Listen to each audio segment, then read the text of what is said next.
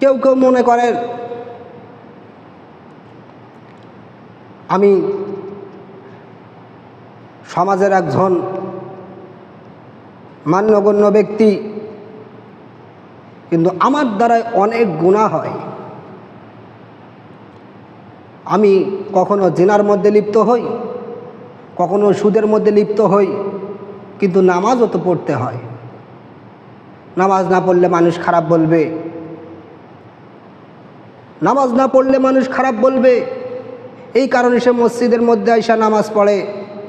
কিছু লোক মনে করেন যে সে গুনার কাজ করে আবার নামাজও পড়ে, সে জিনার কাজ করে আবার নামাজও পড়ে, যে আসলে তার নামাজ কি কবুল হয়? তার নামাজ কি কবুল হবে?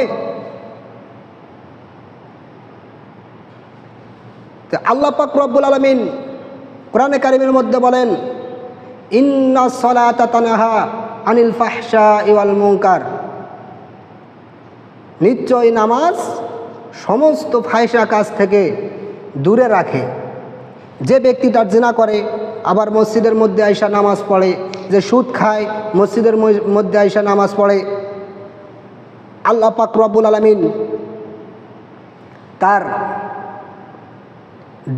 যে নামাজ পড়তেছে এই নামাজ তাকে ফাহিশা কাজ থেকে দূরে রাখতেছে না। নামাজ কবুল করবে কি না সেটা আল্লাহ ভালো জানেন, কিন্তু সে যে নামাজ পড়তেছে এই নামাজটা সুন্দর করে পড়তে হবে, ভালোভাবে পড়তে হবে, গুনার কাজগুলোকে ছেড়ে দিতে হবে। আল্লাহ পাক রব্বুল আলামিন নামাজ দিয়েছে, এই নামাজের মধ্যে যদি আমাদের নবীর সুন্নত তরিকায় আমরা নামাজ পড়তে পারি, তাহলে আমরা সমস্ত গুনাহ থেকে এই নামাজ আমাদেরকে দূরে রাখবে। আমাদের নামাজকে সুন্দর করতে হবে।